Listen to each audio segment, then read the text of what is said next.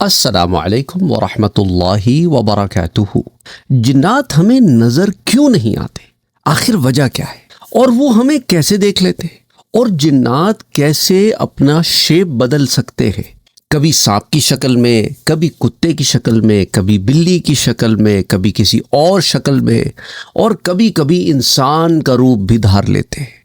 جیسا کہ ہم نے سیرت النبی صلی اللہ علیہ وآلہ وسلم کے دروس میں سنا کہ شیطان نے ایک دفعہ تو شیخ نجدی کا روپ دھارا، یعنی ماؤنٹینئر شیخ۔ وہ شیخ جیسے عرب کا جو علاقہ ہے جہاں مکہ اور مدینہ ہے، وہ تہامہ کا علاقہ ہے، پلینز ہیں، ماؤنٹینز کو وہ نجد کہتے تھے۔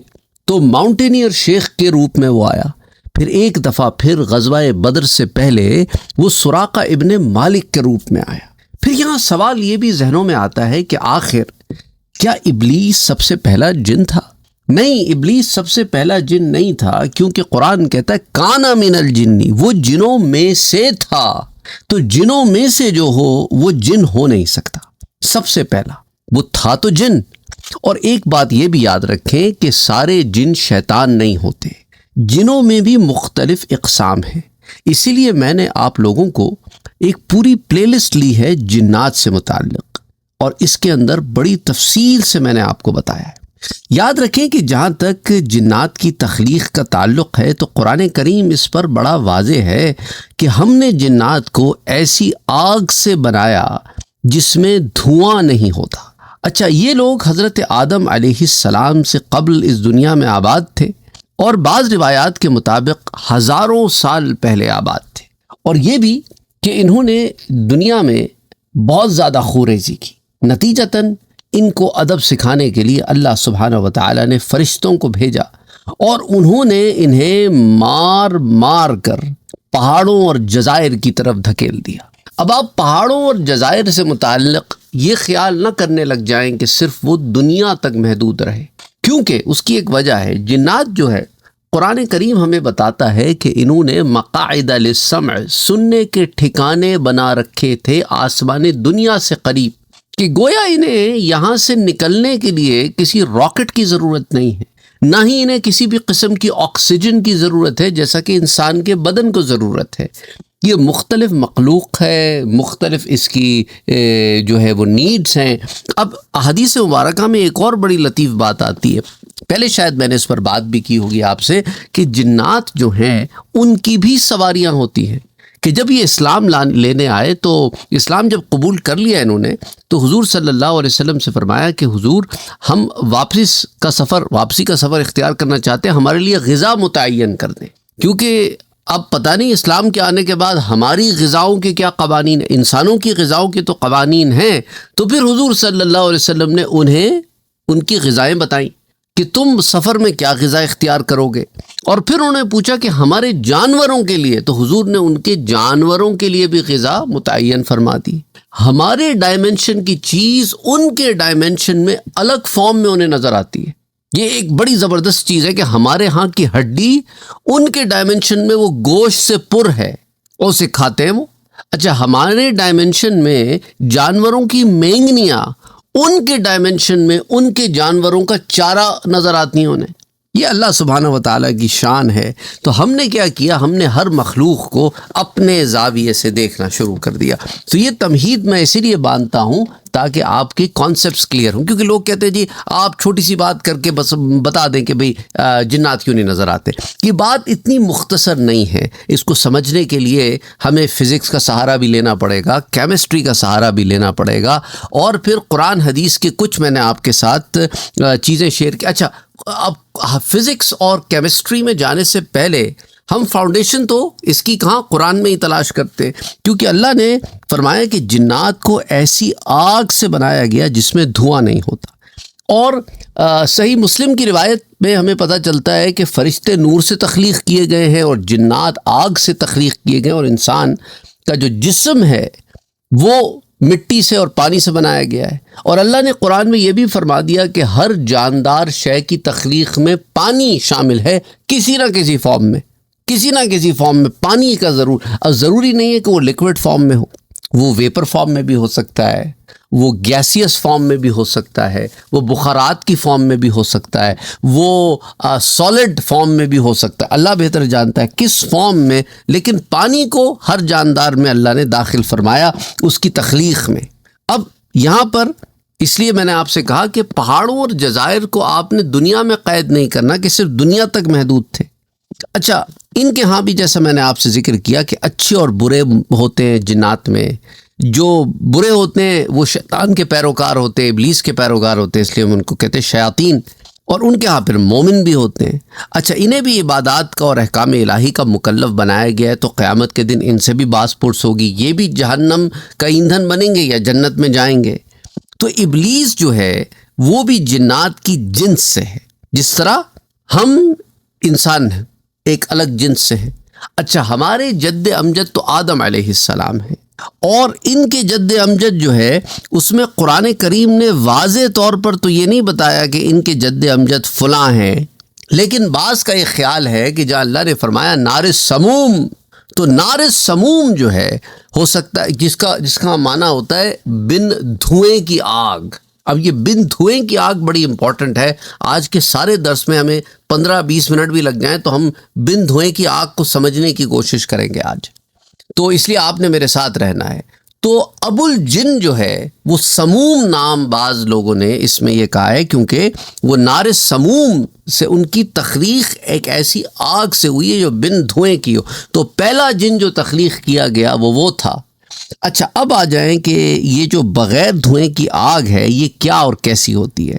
تو دیکھیں، بغیر دھوئیں کی آگ نہ خالص ترین حرارات یا شعلہ ہے، جس میں کوئی بھی ایندھن جیسے لکڑی یا کوئلہ یہ مکمل طور پر جل جاتا ہے اور کوئی چیز باقی نہیں رہتی، تو کاربن یا گیس خارج یہ نہیں کر سکتا۔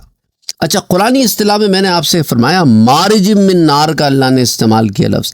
اچھا، اب بغیر دھوئیں کی آگ کی مادی اور سائنسی خصوصیات میں آپ سے ذکر کرتا چلوں۔ اچھا، سائنس میں ایک ورڈ ہوتا ہے، شاید آپ نے پڑھا ہو، کمپلیٹ کمبسچن۔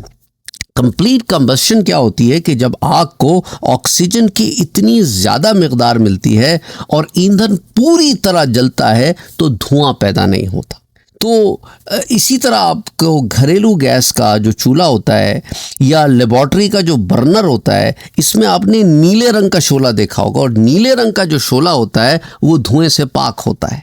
اور اسی طرح دھواں نہ ہونے کا مطلب یہ ہے کہ اگر اس میں کاربن کے غیر جلے ہوئے ذرات موجود ہی نہیں ہوتے تو اس لیے وہ دھوئیں کو پروڈیوس نہیں کرتا، یعنی بالکل پیور فارم میں ہوتا ہے۔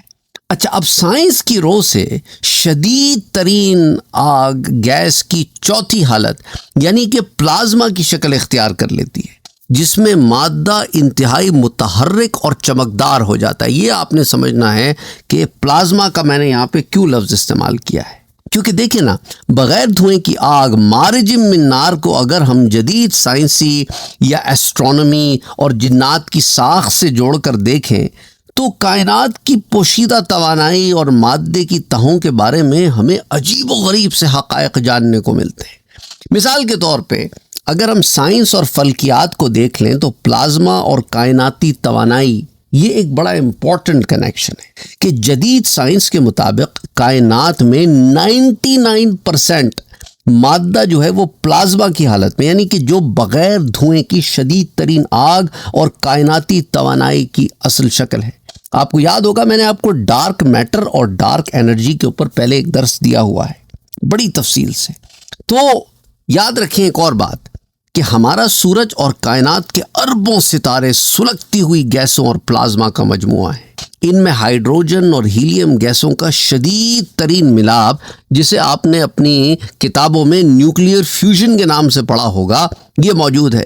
اور یہ ایسی آگ ہے جہاں لکڑی یا کوئلہ نہیں جلتا، اسی لیے یہاں کوئی دھواں نہیں ہوتا، بلکہ صرف خالص ترین روشنی، تپش اور الیکٹرو میگنیٹک ویوز، جنہیں اردو میں برقی مقناطیسی لہریں کہتے ہیں، یہ پیدا ہوتی ہیں۔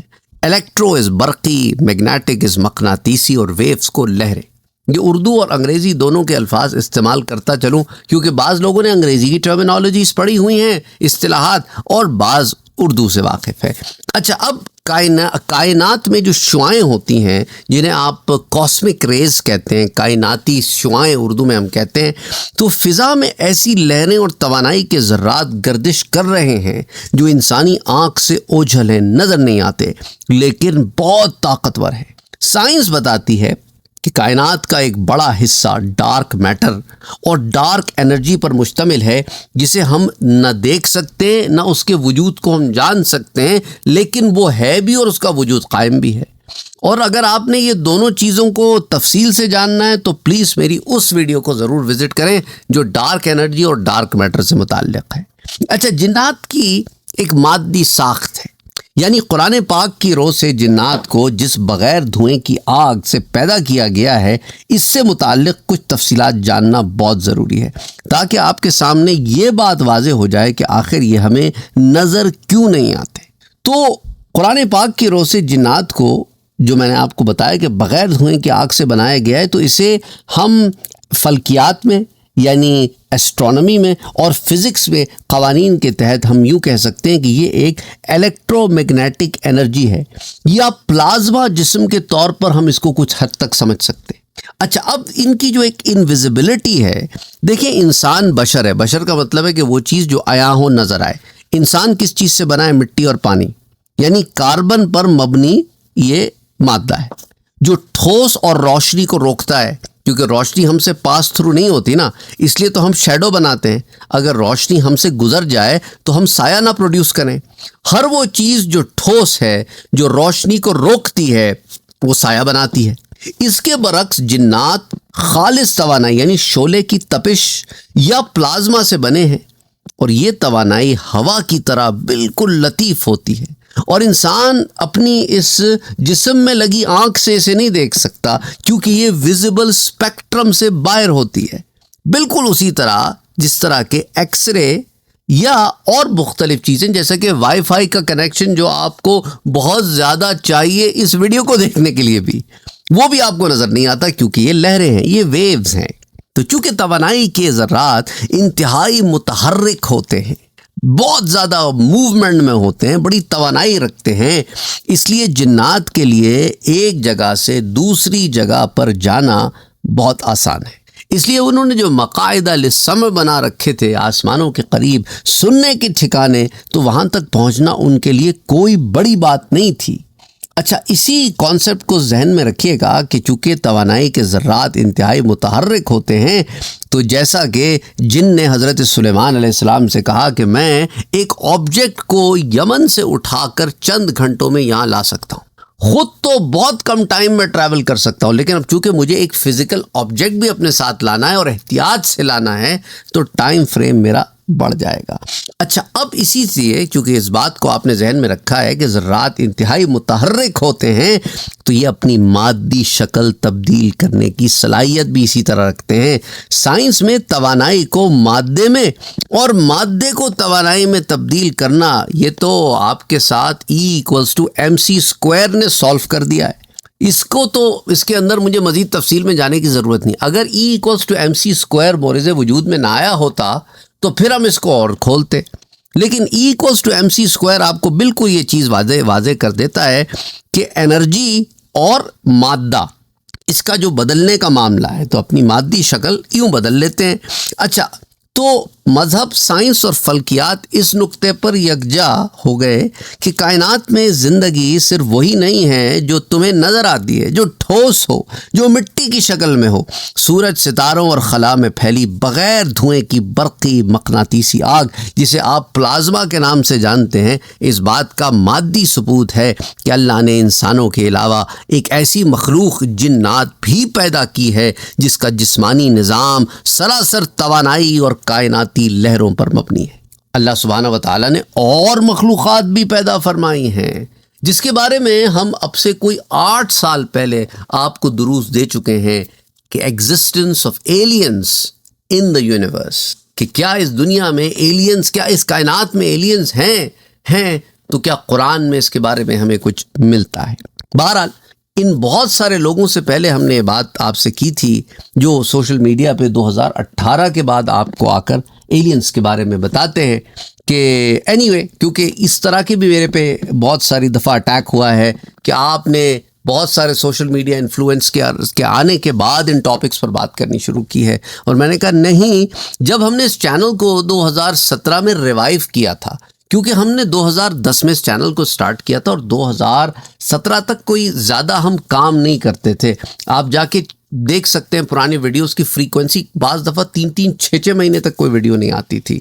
تو بہرحال تو پھر ہم نے اس ٹاپک پر بھی کام کیا جب ہم نے سیرت النبی صلی اللہ علیہ وسلم کی تکمیل کر لی. میں نے یہ شرط آپ کے سامنے رکھی تھی شاید اس زمانے میں، یا کم سے کم اپنی ذات سے یہ رکھا تھا کہ جب تک سیرت النبی صلی اللہ علیہ وسلم کی تکمیل نہیں ہو جاتی تو وہ 400 دروس میں نے آپ کو سیرت النبی کے دیے، الحمدللہ، اللہ کا احسان ہے.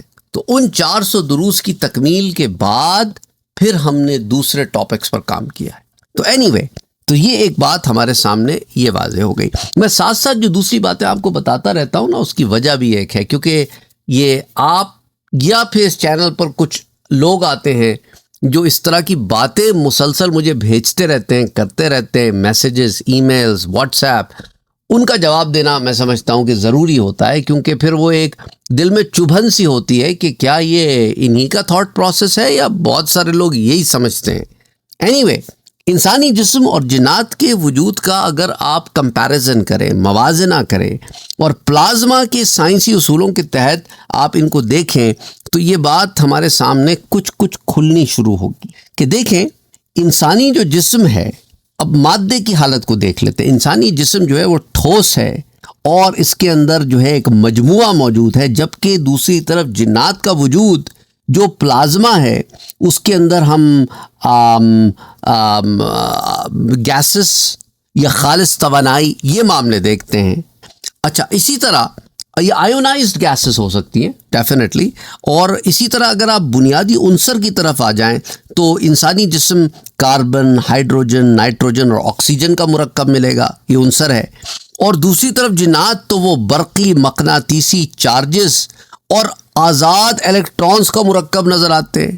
اچھا، پھر انسانی جسم روشنی پہ ایک رد عمل پیش کرتا ہے. وہ کیا ہے کہ وہ روشنی کو جذب کرتا ہے، اور ریفلیکشن کیا دیتا ہے؟ اس کا سایہ آتا ہے، اس لیے انسان نظر آتا ہے.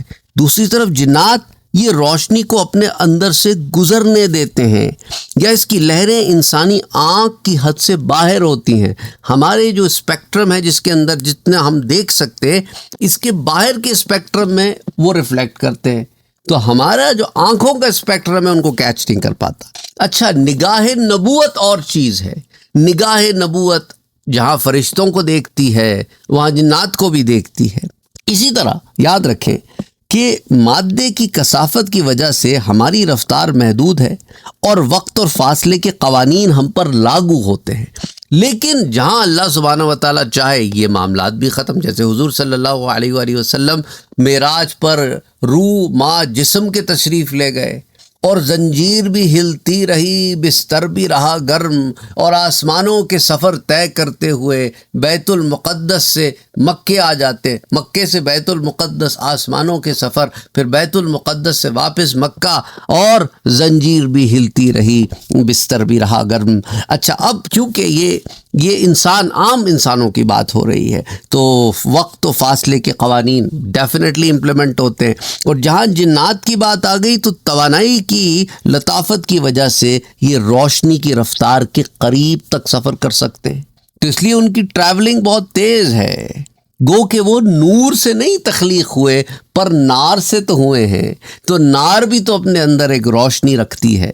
پھر یاد رکھیں انسان ہڈیوں اور گوشت کا ڈھانچہ مستقل رہتا ہے، شکل بدلنا ناممکن ہے، جبکہ جنات توانائی کے ذرات کو سکیڑ کر یا پھیلا کر مختلف شکلیں اختیار کر سکتے ہیں. اور سارے جنات ایسا نہیں کر سکتے، جنات میں بھی پھر مختلف اقسام ہیں. تو جدید فلکیات یعنی کہ ایسٹرونومی کے مطابق ہم کائنات میں جتنے بھی ستارے، سیارے، کہکشائیں دیکھتے ہیں وہ پوری کائنات کا صرف 5% ہے. باقی 95% کائنات چھپی ہوئی ہے جس میں تقریباً 27% ڈارک میٹر ہے. اور ڈارک میٹر بھی میں بتاتا چلوں، پھر آپ کہیں گے کہ وہ ویڈیو نہیں مل رہی جو آپ نے کہا تھا، وہ تفصیل کے لیے دیکھ لیجئے گا. مختصراً بتا دیتا ہوں. ڈارک میٹر جو ہے نا، ایک ایسا پراسرار مادہ ہے جو کائنات میں ہر جگہ موجود ہے، لیکن یہ نہ تو روشنی خارج کرتا ہے، نہ جذب کرتا ہے، اور نہ ہی اسے منعکس کیا جا سکتا ہے. اس کا مطلب ہے کہ جدید ترین سائنس جب دوربینیں بناتی ہے تو یہ دوربینیں بھی اسے براہ راست نہیں دیکھ سکتی. سائنسدانوں کو اس کی موجودگی کا پتہ صرف اس کی گریویٹیشنل پل سے چلتا ہے جو یہ دوسرے ستاروں پر ڈالتا ہے. اور پوشیدہ مادی دنیا جو جنات کے وجود سے تعلق رکھتی ہے، تو اس کو آپ سمجھ لیں پیرلل مٹیریل کا لفظ استعمال کر لیتے ہیں کہ ڈارک میٹر ثابت کرتا ہے کہ کائنات میں ایسا ماس موجود ہے جو یا ہو سکتا ہے جو ہمارے مادی حواس اور آلات سے بالکل چھپا ہوا ہو، اور جنات کا وجود بھی اسی نوعیت کا ہے جن کا معنی ہی چھپا ہوا ہے، تو ہمارے ارد گرد موجود ہونے کے باوجود ہمیں نظر نہیں آتے. اور قرآن کیا کہتا ہے؟ وہ اور اس کا قبیلہ تمہیں دیکھتے ہیں پر تم اسے نہیں دیکھ سکتے. قرآن میں سارے نقطے موجود ہیں، ہم ان نقطوں کو صرف جوڑ کے آپ کو سمجھانے کی طالب علمانہ کوشش کر رہے ہیں. اچھا، ڈارک میٹر عام مادے یعنی جیسے انسان، پتھر، اس کے اندر سے ایسے گزر جاتا ہے جیسے وہاں کچھ ہو ہی نہ، کیونکہ یہ برقی مقناطیسی قوت کے ذریعے عام مادے سے نہیں جڑتا. اسی طرح اسلامی روایات کے مطابق جنات انسانوں کی دنیا میں رہتے ہوئے بھی دیواروں یا ٹھوس اشیاء کے آر پار جا سکتے ہیں، انسانی جسم کے اندر خون کی گردش کی طرح سفر کر سکتے ہیں. یاد رکھیں، شیطان جو ہے وہ کہتے ہیں نا، انسان کے خون میں جو گردش کا معاملہ ہے وہ یوں اب سمجھ میں آ جاتا ہے کہ کیسے کر لیتا ہے. اچھا، ہمارے ہاں میں نے دیکھا ہے کہ خواتین جو ہے ان میں ایک ڈر ہوتا ہے کہ وہ جب، یا مردوں میں بھی دیکھا ہے میں نے، ہوتا ہے، خواتین کو خاص نہیں کرنا چاہیے لیکن زیادہ خواتین میں دیکھا گیا ہے کہ وہ سمجھتے ہیں کہ بس دروازہ بند کر لیا اب جن نہیں آ سکتا، یا پھر وہ روشنی کھول کے کہیں چلے جاتی ہیں، اور پھر جیسے تہخانوں میں جانا، پھر تہخانوں سے بھاگتے ہوئے اوپر آنا کہ کہیں پیچھے سے کوئی آ نہ رہا ہو. یہ جنات جو ہے، یہ ہم نے اگین ہر چیز کو 3 ڈائمینشنل ورلڈ میں سمجھ لیا ہے. جنات وہ کتے کی طرح نہیں ہے کہ پیچھے سے ہی آئے گا، ان کی رفتار اور ان کے اٹس ڈفرنٹ. اس لیے جنات میں جو شیاطین ہیں وہ ایک انرجی ایگزرٹ کرتے ہیں، اس انرجی کو انہوں نے بعض انسانوں کو بھی سکھا دیا ہے. وہ کیا ہے؟ اسے آپ جادو کے نام سے جانتے ہیں. تو وہ کلمات ایک فریکوینسی پہ ایک انرجی کو جنریٹ کرتے ہیں. اللہ سبحانہ و تعالیٰ نے اس کی کاؤنٹر انرجی آپ کو سکھا دی ہے. وہ کیا ہے؟ وہ ہے قرآن کریم کی تلاوت، جو زیادہ بڑی فریکوینسی پہ ان فریکوینسیز کو کل کر دیتی، ختم کر دیتی، ان فریکوینسیز کو ڈسٹروائے کر دیتی ان فریکوینسی. اچھا، پھر آپ کہیں گے کہ بھئی بعض دفعہ شیاطین جادو سکھاتے بھی ہیں، اور ان جادو کے اعمال کو توڑنے کے لیے بھی لوگ شیاطین ہی کی مدد لیتے ہیں. ہاں، تو جب وہ ایک فریکوینسی بتاتے ہیں نا کہ یہ کرو، اور جب وہ دیکھ لیتے ہیں کہ انسان اب ہمارے تابع ہو گئے ہیں، اب وہ ہماری عبادت کرنا شروع کر دی، انہوں نے ہم سے مدد مانگنی شروع کر دی ہے، تو اب وہ خود ان فریکوینسیز کو توڑ دیتے ہیں. ایسی ہے نا کہ جیسے کہ انسان نے ایک میزائل بنایا، اس میزائل کو پھاڑنے کے لیے آئرن ڈوم بھی بنا دیا. تو بہرحال یہ ہماری مادی دنیا کی اصطلاحات سے میں آپ کو سمجھا رہا ہوں. تو ڈارک میٹر جو ہے اسے ان چیزوں کی ضرورت نہیں ہوتی کہ وہ بڑا ڈفرینٹ ہوتا ہے وہ. تو اب بعض سائنسدانوں کا خیال ہے کہ ڈارک میٹر دراصل ہماری 3 ڈائمینشنل ورلڈ سے ہٹ کر کسی دوسری ڈائمینشن یا جہت میں موجود مادہ ہو سکتا ہے.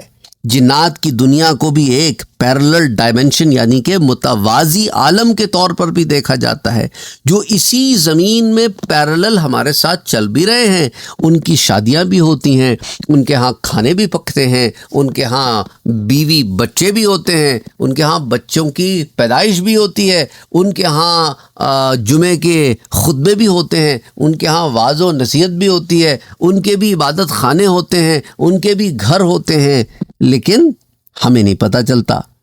تو بغیر دھوئیں کی آگ جیسا میں نے آپ کو بتایا اس وقت پیدا ہوتی ہے جب ایندھن یعنی جسے آپ انگریزی میں فیول کہتے ہیں اور آکسیجن کا کیمیائی ملاپ اس حد تک بہترین اور متوازن ہو کہ ایندھن کا ایک ایک ذرہ مکمل طور پر جل جائے، اور اسی چیز کو سائنسی زبان میں کیا کہتے ہیں؟ کمپلیٹ کمبسشن۔ عام طور پر آگ سے دھواں اس لیے نکلتا ہے کیونکہ ایندھن میں موجود کاربن پوری طرح نہیں جلتا اور غیر جلے ہوئے کاربن کے ذرات اور گیسیں دھوئیں کی شکل میں اوپر اٹھتی ہیں۔ بغیر دھوئیں کی آگ پیدا ہوئے اور جلنے کا ایک سائنسی طریقہ ہے۔ مثال کے طور پہ دیکھیں نا، اس آگ کو پیدا کرنے کے لیے 3 بنیادی شرائط کا ہونا ضروری ہے کہ بغیر دھوئیں کی آگ پیدا ہو جائے، جنہیں آپ اگر آپ انگریزی میں فائر ٹرائنگل کا اگر آپ نے لفظ سنا ہونا، اس کے اندر کیا ہوتا ہے کہ دیکھیں 3 بنیادی چیزیں کیا ہے؟ خالص یا گیس نما ایندھن، یعنی کہ لکڑی یا کپڑے کے بجائے ہائیڈروجن کاربن گیسیں جیسے کہ میتھین، پروپین یا اس طرح کی، اور جو ہے نا یہ ان کو توڑنا آسان ہوتا ہے۔ اچھا، پھر آکسیجن کی بہت وافر مقدار، ابنڈنٹ آکسیجن، ایندھن کو جلنے کے لیے جتنی آکسیجن چاہیے نا، اگر فضا میں اتنی ہی یا اس سے زیادہ آکسیجن موجود ہو تو دھواں پیدا ہونے کے چانسز ختم ہو جاتے ہیں۔ اور تیسری چیز ہائی ٹیمپریچر، ابتدائی چنگاری اتنی طاقتور ہو جو ایندھن کے تمام کیمیائی جو بانڈز ہیں نا ان کو ایک ساتھ توڑ کے رکھتے ہیں۔ تو اب ہم جو بن دھوئیں کی آگ سے پہلے جن کی تخلیق کو سوچتے میں آسانی ہو جاتی ہے کہ گویا یہ ایسے مقام پر بنائے گئے ہیں جہاں پر یہ فائر ٹرائنگل اپنے بیسٹ فارم میں تھا، یعنی کہ بغیر لکڑی، کپڑے یا کسی اور چیز کے گیس تھی جس کے مالیکیولز آرام سے ٹوٹ سکتے تھے، آکسیجن بہت وافر مقدار میں موجود تھی اور ٹیمپریچر بہت ہائی تھا، اور اس کے بعد ان کی تخلیق ہوئی۔ اس لیے ابلیس نے کیا کہا؟ انا خیر من، میں آدم کو سجدہ نہیں کروں گا کیونکہ میں آدم سے بہتر ہوں۔ خلقتنی من نار و خلقتہ من طین، مجھے تو اے رب تو نے آگ سے بنایا ہے۔ کون سی آگ سے؟ بن دھوئیں کی آگ سے، اور اسے گارے سے بنایا ہے، گارے سے۔ تو اب جب گیس نما ایندھن کو وافر آکسیجن کے ساتھ جلایا جاتا ہے تو کیمیائی ری ایکشن ہوتا ہے، جسے آپ کیمیکل ری ایکشن یا کیمیائی رد عمل اردو میں کہتے ہیں۔ اب ہوتا کیا ہے کہ ہائیڈرو کاربن ہے اور آکسیجن ہے، اب ری ایکٹ کریں گے تو کیا بنے گا؟ کاربن ڈائی آکسائڈ بنے گی، واٹر بنے گا، اور واٹر ویپر بنیں گے، اور آپ کی انرجی، یہ چیزیں مورد وجود میں آئیں گی، کاربن ڈائی آکسائڈ، واٹر ویپر اور انرجی۔ تو اب اس عمل کے نتیجے میں صرف 2 گیسیں پیدا ہوتی ہیں، ایک کاربن ڈائی آکسائڈ اور پانی کے بخارات یعنی کہ واٹر ویپرز۔ چونکہ یہ دونوں گیسیں ہی بے رنگ ہوتی ہیں، شفاف ہوتی ہیں، اس لیے انسانی آنکھ کو نظر ہی نہیں آتی۔ بن دھوئیں کی آگ، اچھا یہ آگ ہمیشہ دیکھیں نا، نیلے شعلے کی ایک سائنس ہے جس کو بلو فلیم کہتے ہیں۔ یہ نیلا رنگ جو ہے نا، اس بات کی علامت ہوتا ہے کہ شعلے کا درجہ حرارت جو ہے وہ انتہائی تیز ہے، یعنی تقریباً 1400 ڈگری سیلسیس سے 1600 ڈگری سیلسیس یا اس سے بھی زیادہ، اور اس میں کوئی بھی ٹھوس کاربن ذرہ باقی نہیں بچا۔ اچھا دیکھیں نا، گھروں میں جو گیس کے چولہے ہوتے ہیں، جب آپ ان چولہے کو جلاتے ہیں تو نیلا شعلہ نکلتا ہے اور جس سے دھواں نہیں بنتا، اور اسی طرح ہمارے ہاں لیبارٹریز میں بنسن برنر ہوتا ہے، اس کے نیچے موجود سوراخ کو جب پورا کھول دیا جاتا ہے تاکہ ہوا یعنی آکسیجن زیادہ اندر جائے، تو شروع میں جو پیلے رنگ کا شعلہ ہوتا ہے دھواں والا، وہ نیلے رنگ کا ہو جاتا ہے کیونکہ ہم نے آکسیجن کی تعداد بہت بڑھا دی ہے۔ اچھا اسی طرح جو ہے جب ہائیڈروجن کو جلایا جاتا ہے تو اس کے نتیجے میں صرف پانی بنتا ہے۔ یہ کائنات کی پاک ترین اور بغیر دھوئیں کی آگ ہے۔ تو میں سمجھتا ہوں کہ یہ کافی ہم نے اس کو تفصیل میں دیکھ لیا ہے۔ تو اب یہ دیکھیں کہ ستاروں کے اندر آگ جلنے کا عمل زمین پر لکڑی یا گیس کے جلنے کے عمل سے مختلف ہوتا ہے۔ زمین پر آگ آکسیجن کے مرہون منت ہوتی ہے، جبکہ ستاروں میں کوئی آکسیجن نہیں ہوتی۔ وہاں جو عمل ہوتا ہے اسے ہم سائنسی زبان میں کیا کہتے ہیں؟ Nuclear fusion. ٹھیک ہوگی بات؟ تو اب سورج کی بے پناہ کشش ثقل اس کے مرکز یعنی کور پر اتنا شدید دباؤ ڈالتی ہے کہ وہاں کا درجہ حرارت 1.5 کروڑ ڈگری سیلسیس تک پہنچ جاتا ہے، اور اس شدید گرمی اور دباؤ کی وجہ سے ہائیڈروجن گیس کے ایٹمز جن کے الیکٹرانز الگ ہو کر پلازما بن چکے ہوتے ہیں، اتنی تیز رفتاری سے آپس میں ٹکراتے ہیں کہ وہ آپس میں جڑ کر ہیلیم کا ایک نیا اور بھاری ایٹم بنا دیتے ہیں، اور اس ملاپ کے نتیجے میں کچھ مادہ جسے آپ انگریزی میں ماس کہتے ہیں وہ گم ہو جاتا ہے، اور وہ مشہور زمانہ فارمولا جو میں نے آپ سے اس درس کے شروع میں ذکر کیا تھا E=mc² کے تحت خالص توانائی میں بدل جاتا ہے۔ یہ توانائی فوٹونز اور شدید تپش کی شکل میں باہر نکلتی ہے۔ چونکہ وہاں کوئی کاربن یا عام کیمیائی ایندھن نہیں جل رہا ہوتا، اس لیے اربوں سالوں سے سلگنے والے ان کائناتی چولہوں سے ایک قطرہ بھی دھواں پیدا نہیں ہوتا، بلکہ صرف خالص ترین برقی مقناطیسی لہریں اور روشنی کائنات میں پھیلتی۔ تو پلازما ٹارچ انسان کی بنائی ہوئی ایک ایسی ٹیکنالوجی ہے، اگر آپ نے اس کا کبھی نام سنا ہو، جو بغیر کسی ایندھن یعنی گیس، تیل یا لکڑی کو جلائے صرف بجلی کی مدد سے زمین پر سورج کی سطح جتنی گرمی پیدا کر سکتی ہے۔ یہ بغیر دھوئیں کی شدید ترین گرمی کیسے پیدا کرتی ہے؟ دیکھیں، ٹارچ کے اندر ایک بہت طاقتور الیکٹرک آرک یعنی بجلی کی چنگاری گزاری جاتی ہے، اور ساتھ ہی نائٹروجن، اسی طرح عام ہوا اس کو چنگاری کے اندر سے گزارتے ہیں، اس میں ایراگون بھی یوز کی جاتی ہے۔ اچھا، جب گیس اور شدید بجلی کے جھٹکے سے گزرتی ہے نا، تو گیس کے ایٹمز اپنے الیکٹرانز کو آزاد کر دیتے ہیں۔ یہ حالت جس میں پازیٹیو آئیونز اور آزاد الیکٹرانز اکٹھے گھوم رہے ہوں، یہ پلازما کہلاتی ہے، جیسا کہ میں نے آپ کو پہلے بھی اس درس میں بتایا ہے۔ تو یہ پلازما گیس ٹارچ کے ایک باریک سوراخ سے انتہائی تیز رفتاری اور دباؤ کے ساتھ باہر نکلتی، اور اس کا درجہ حرارت 10,000 ڈگری سینٹی گریڈ سے 25,000 ڈگری سینٹی گریڈ تک جا پہنچتا ہے، جو سورج کی سطح سے بھی زیادہ گرم ہے۔ اور چونکہ خالص برقی توانائی اور گیس کی چوتھی حالت ہوتی ہے، اس لیے اس شعلے کا اپنا کوئی دھواں نہیں ہوتا۔ جب یہ ٹارچ لوہے یا موٹی دھاتوں کے پاس لائی جاتی ہے تو یہ انہیں جلاتی نہیں بلکہ سیکنڈوں میں پگھلا کر اڑا دیتی ہے۔